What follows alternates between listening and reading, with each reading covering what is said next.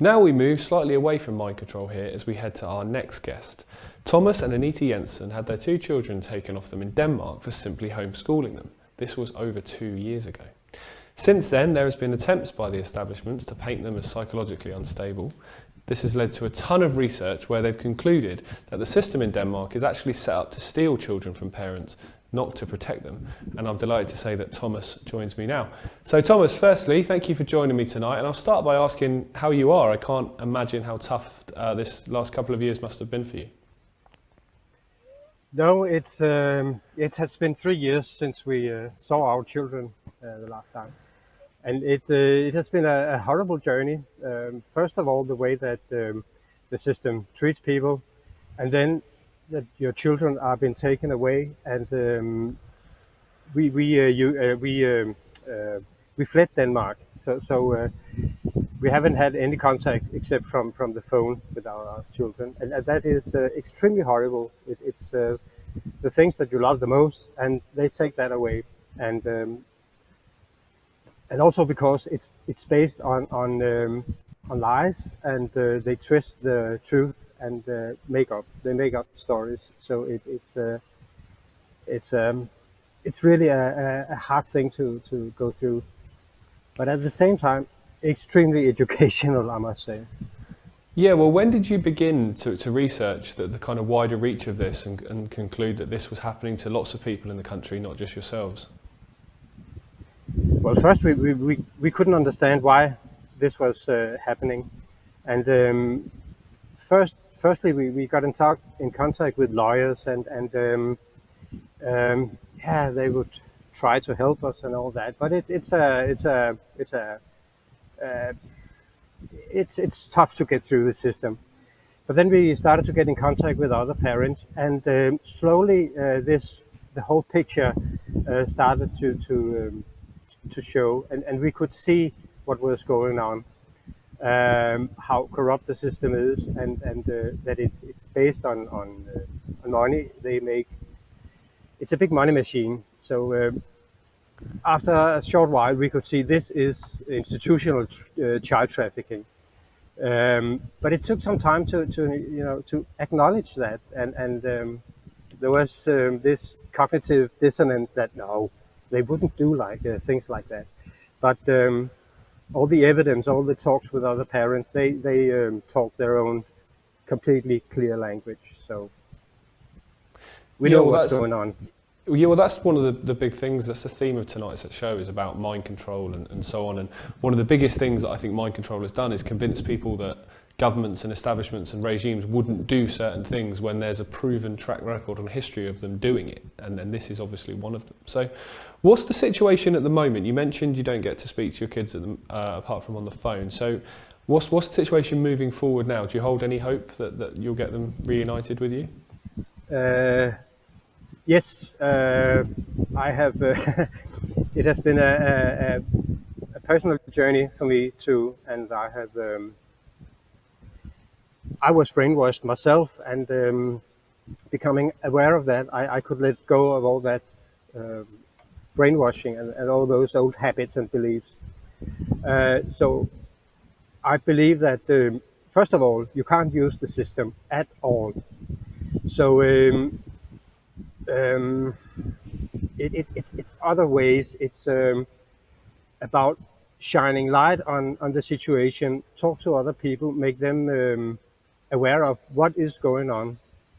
And as Ole Dammegaard says, when you shine light on that dark thing, it can't hide, and it will be known what is going on. And we do our part to tell people what is going on.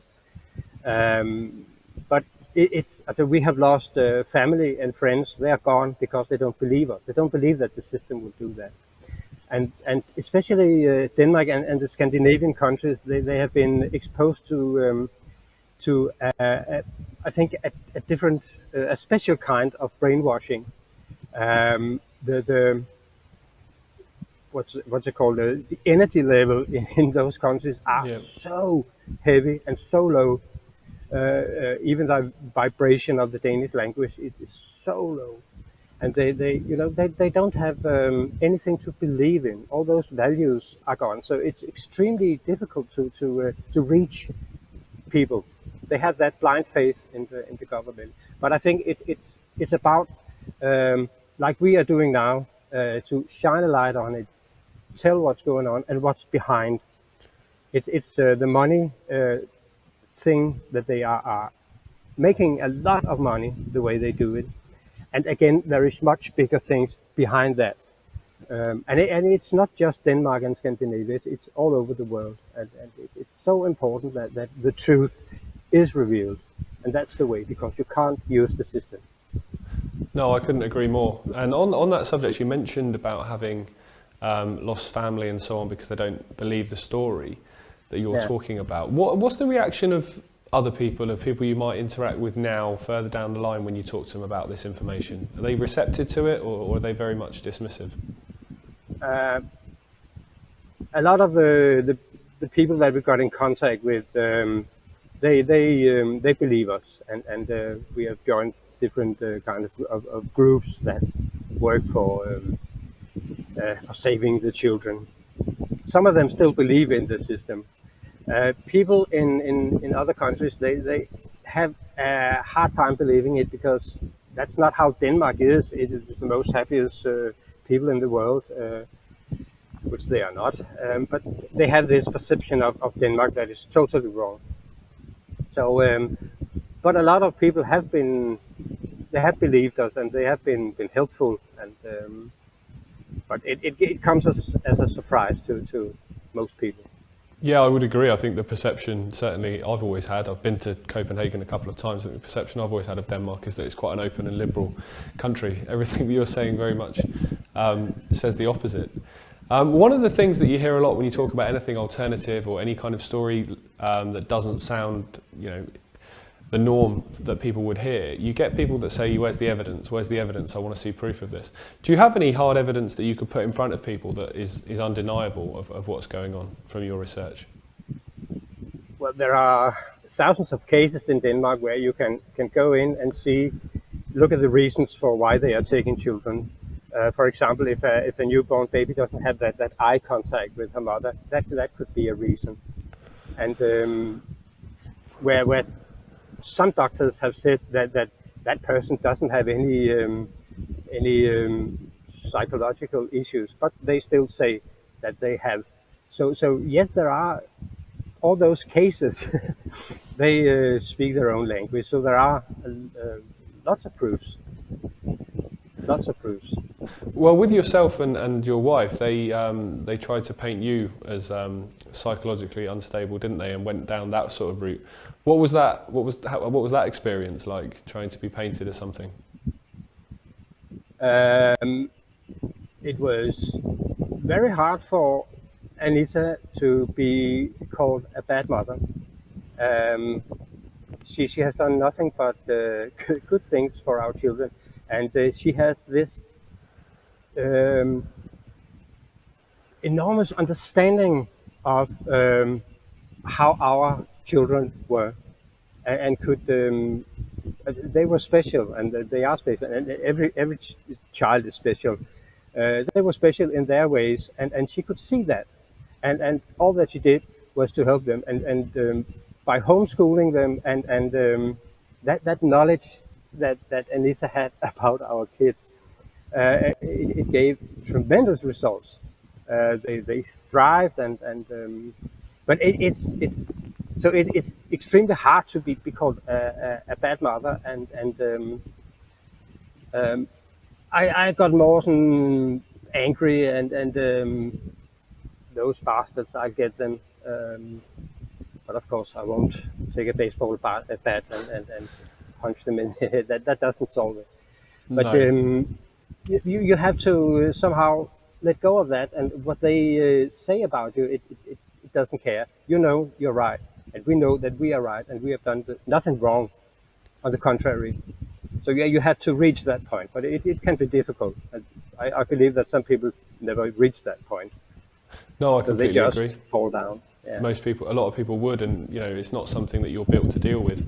I've got 2 young children myself, and I can't imagine you and your wife have gone through. So And, that, yep. sorry, my final question was going to be on that particular subject area. There's lots of people that might be watching this that might have either been through a similar situation or know people that have been through similar situations. If this is happening in Denmark, it's almost certainly happening all over the world. What would be your message to those people in terms of not giving up, of standing firm? First of all, I would tell them to if that was, I'm talking for Denmark now, they will do anything to get your children, anything. So leave the country if you can, and don't trust the system, don't trust the lawyers.